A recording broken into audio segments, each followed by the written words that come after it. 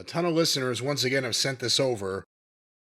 What are your thoughts on Ric Flair's new line of alcoholic drinks entitled Ric Flair Spirits? As one of the listeners here, Seth, emailed in, this is after Woo Energy Drink and Woo Wings. Now Ric Flair Spirits. And I have Ric Flair's line of drinks. I have a list here of the drinks they have. They now have Flair Vodka.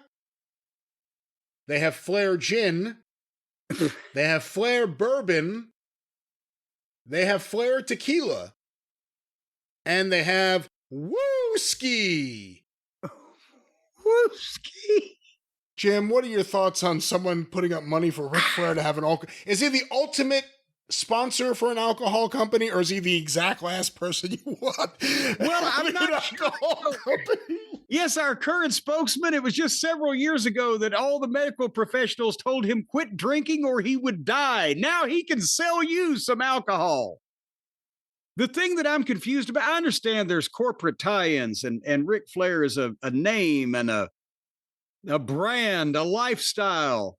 And you've got the Woo Wings, and you've got the Woo Weed, and you've got the Woo Whiskey even. But is it usual? Even Conor McGregor has a vodka, and The Rock has tequila. But is it normal for the same entity to sponsor or be have their name attached to every goddamn alcoholic drink in the bar?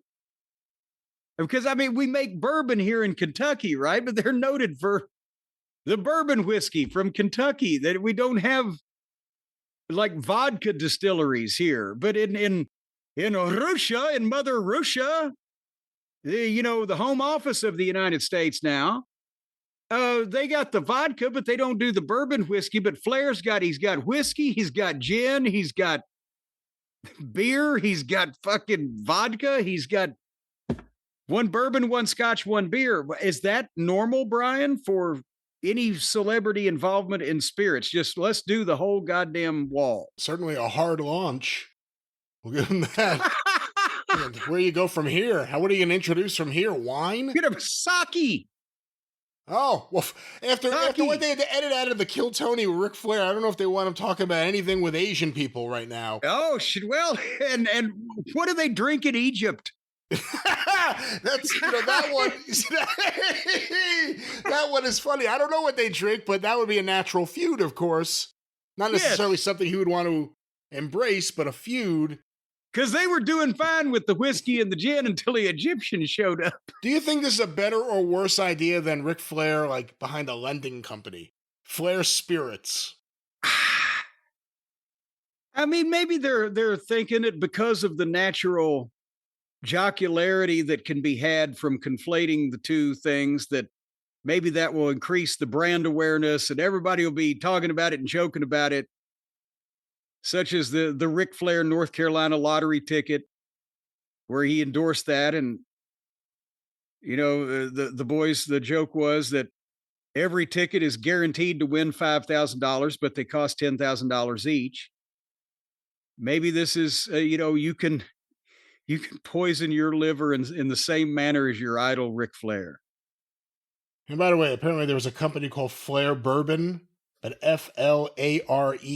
But if you Google Flair Bourbon with the Ric Flair spelling, it goes to Flair Bourbon, the other one. So now they're a competitor on the market with a similar name. Do you think they're opening themselves up to a lawsuit already? We'll see. But good luck, Ric Flair, with your brand new line of liquors. Ric Flair's wines and spirits. What about some Ric Flair Ripple? You think we could get some Ric Flair Ripple? We're about a year away from that. And then he could combine some with his Ric Flair champagne and call it Champipple. How far are we away from Ric Flair, like just trying to get you to buy gold and silver? I think that's why he's wearing those suits. When he walks in the room for $500, you can just pull an ounce off of him. I'm Ric Flair. I want to show you this coin. That's what All right, well, with that, where's this thing? We've had a... Where is it going?